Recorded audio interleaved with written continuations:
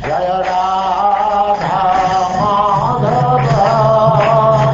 Punya Bihari.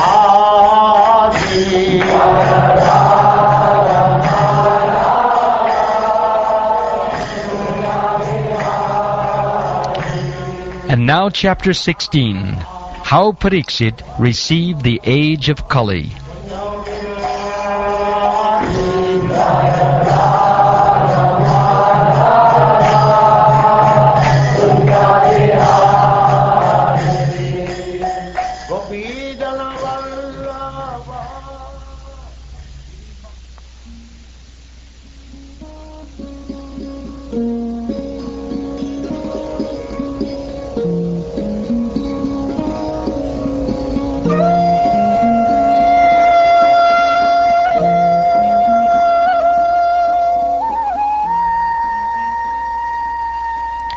Suta Goswami said,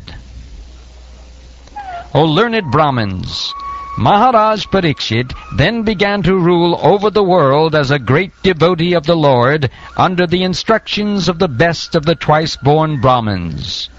He ruled by those great qualities which were foretold by expert astrologers at the time of his birth. King Parikshit married the daughter of King Uttara and begot 4 sons headed by Maharaj Janamejaya.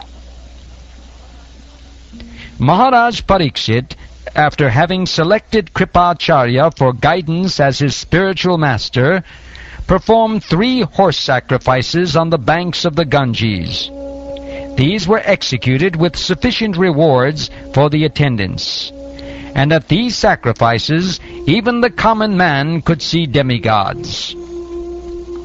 Once, when Maharaj Parikshit was on his way to conquer the world, he saw the master of Kali Yuga, who was lower than a Shudra, disguised as a king, and hurting the legs of a cow and bull.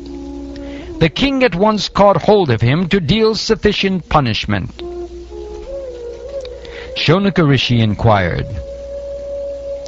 Why did Maharaj Parikshit simply punish him, since he was the lowest of the Shudras, having dressed as a king and having struck a cow with his leg? Please describe all these incidents if they relate to the topics of Lord Krishna. The devotees of the Lord are accustomed to licking up the honey available from the lotus feet of the Lord. What is the use of topics which simply waste one's valuable life? O Suta Goswami, there are those amongst men who desire freedom from death and get eternal life. They escape the slaughtering process by calling the controller of death Yamaraj. As long as Yamaraj, who causes everyone's death, is present here, no one shall meet with death. The great sages have invited the controller of death, Yamaraj, who is the representative of the Lord. Living beings who are under his grip should take advantage by hearing the deathless nectar in the form of this narration of the transcendental pastimes of the Lord. Lazy human beings with paltry intelligence and a short duration of life pass the night sleeping and the day performing activities that are for naught. Suta Goswami said, While Maharaj Parikshit was residing in the capital of the Kuru Empire, the symptoms of the age of Kali began to infiltrate within the jurisdiction of his state. When he learned about this, he did not think the matter very palatable. This did, however, give him a chance to fight.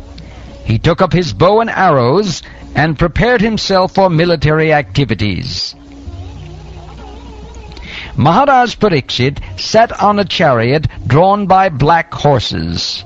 His flag was marked with the sign of a lion.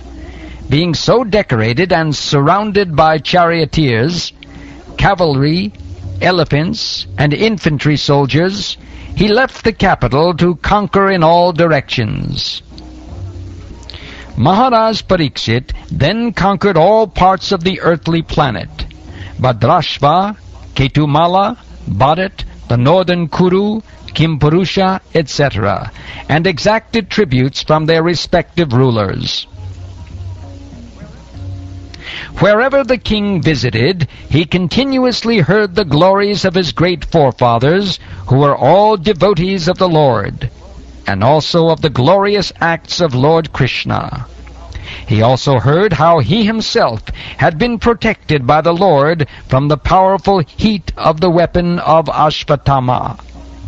People also mentioned the great affection between the descendants of Vrishni and Pritha due to the latter's great devotion to Lord Keshava. The king, being very pleased with the singers of such glories, opened his eyes in great satisfaction. Out of magnanimity, he was pleased to award them very valuable necklaces and clothing. Maharaj Pariksit heard that out of his causeless mercy, Lord Krishna, or Vishnu, who is universally obeyed, rendered all kinds of service to the malleable sons of Pandu by accepting posts ranging from chariot driver to president to messenger, friend, night watchman, etc., according to the will of the Pandavas, obeying them like a servant and offering obeisances like one younger in years. When he heard this, Maharaj Pariksit became overwhelmed with devotion to the lotus feet of the Lord. Now you may hear from me of what happened while Maharaj Pariksit was passing his days hearing of the good occupations of his forefathers and being absorbed in thought of them. The personality of religious principles, Dharma, was wandering about in the form of a bull, and he met the personality of earth in the form of a cow, who appeared to grieve like a mother who had lost her child. She had tears in her eyes, and the beauty of her body was lost. Thus Dharma questioned the earth as follows. Dharma, in the form of a bull, asked, "Madam, are you not hale and hearty?